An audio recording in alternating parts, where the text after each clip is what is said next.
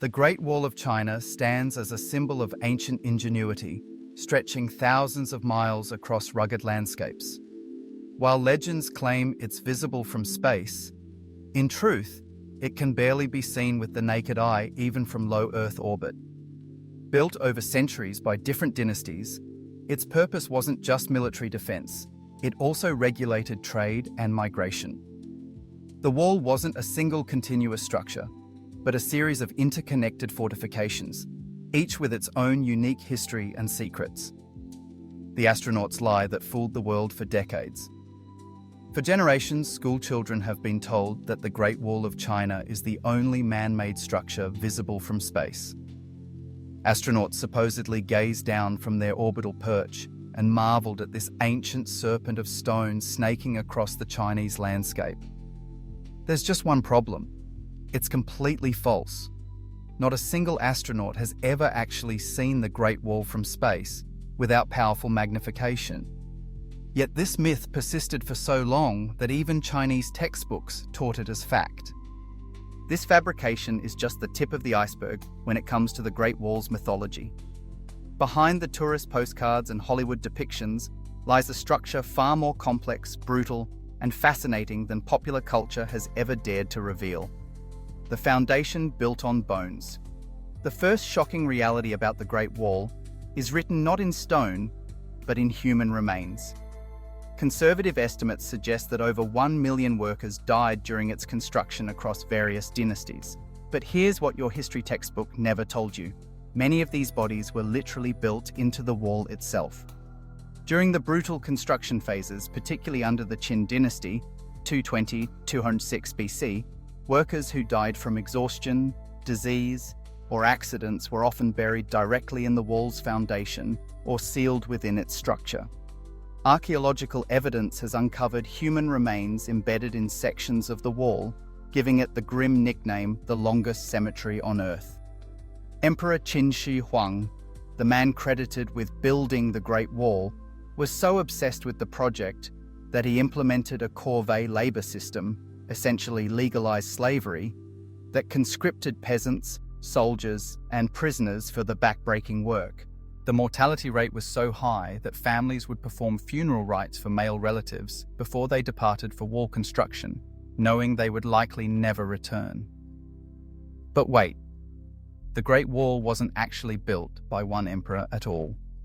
The myth of a single wall. Perhaps the greatest misconception about the Great Wall is that it's a single continuous structure built during one period. In reality, what we call the Great Wall is actually a complex network of walls, fortifications, and barriers built by multiple dynasties over more than 2,000 years. The earliest walls were constructed during the 7th century BC by warring states trying to defend their territories from each other, not from external invaders. The Chu, Qi, Yan, and Zhao states all built their own defensive walls, creating a patchwork of fortifications across northern China. When Qin Shi Huang unified China in 221 BC, he didn't build a new wall from scratch. Instead, he ordered the connection and extension of existing walls while destroying the internal barriers that had divided the warring states. Much of what tourists see today, however, was actually built or heavily renovated during the Ming dynasty, 1368 to 1644 AD, over 1,000 years later. The Ming dynasty's version of the wall incorporated sophisticated architectural innovations that the Qin builders never imagined. They used fired bricks instead of rammed earth, created elaborate watchtowers with internal heating systems, and developed a complex communication network using smoke signals and beacon fires that could relay messages across hundreds of miles in just hours.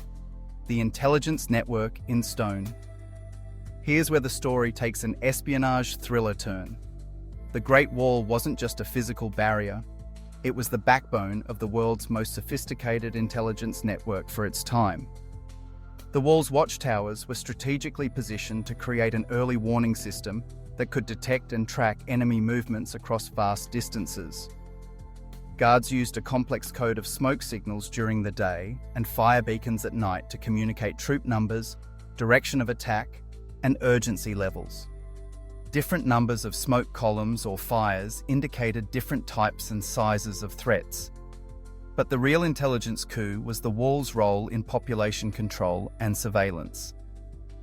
The gates and checkpoints weren't just designed to keep enemies out, they were designed to monitor and control the movement of China's own citizens. Every person passing through required documentation, and guards maintained detailed records of who travelled where and when. This internal surveillance network was so effective that it helped the imperial government track rebellions, monitor trade routes, and collect taxes with unprecedented efficiency. The wall essentially functioned as a massive, medieval version of a border control system, complete with customs offices and detention facilities. The Great Wall that wasn't great enough. But here's the ultimate irony that reveals the wall's greatest failure. It never actually worked as intended. The most famous breach occurred in 1644, when the Ming dynasty fell not to foreign invaders scaling the walls, but to a Chinese rebel named Li Zicheng, who was invited through the gates by a traitorous general. The Manchus, who would establish the Qing dynasty, didn't have to fight their way over the wall. They simply walked through the open gates. Throughout its history, the Great Wall was breached, circumvented, or rendered irrelevant numerous times. The Mongols under Genghis Khan found ways around it, through it, and over it. The wall's defensive effectiveness was often compromised by corruption, as guards could be bribed to look the other way, or by simple logistics. Maintaining such a massive structure required resources that often weren't available. Perhaps most tellingly, when the Qing dynasty took power, they largely abandoned the Great Wall's maintenance because their empire extended far beyond its boundaries. The wall that was supposed to protect China had become a monument to the limitations of defensive thinking. The modern myth factory. The transformation of the Great Wall from historical curiosity to global icon is itself a fascinating story of modern myth-making. Much of the wall had fallen into serious disrepair by the 20th century, with local farmers regularly harvesting its stones for building materials. It wasn't until the 1950s that the Chinese government began serious restoration efforts, and many of the sections that tourists visit today are actually modern reconstructions rather than original ancient structures. The famous battling section, the most photographed part of the wall, was heavily restored and in some places completely rebuilt in the 1950s and 1980s.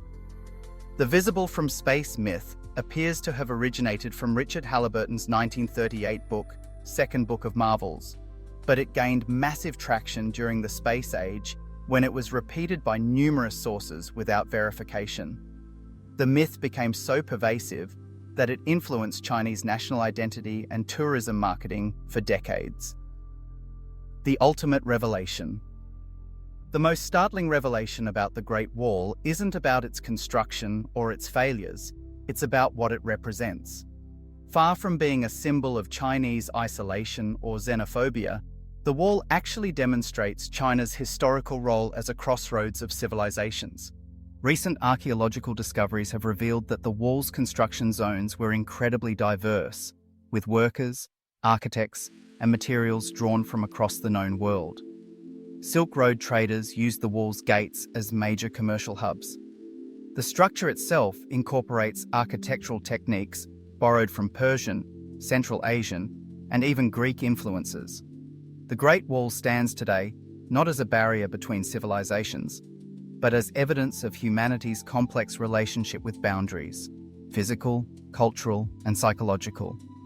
It reminds us that the grandest human projects often achieve their greatest significance not in their intended purpose, but in the unintended stories they tell about who we are and what we're willing to sacrifice in the name of security, unity, and legacy. The next time you see that iconic image of the Great Wall snaking across the Chinese mountains, remember, you're not just looking at an ancient fortification. You're looking at the world's longest cemetery, the backbone of a surveillance state, a testament to both human ambition and the futility of absolute security, and ultimately, a modern myth built on foundations far more complex and darker than any tourist brochure dares to reveal.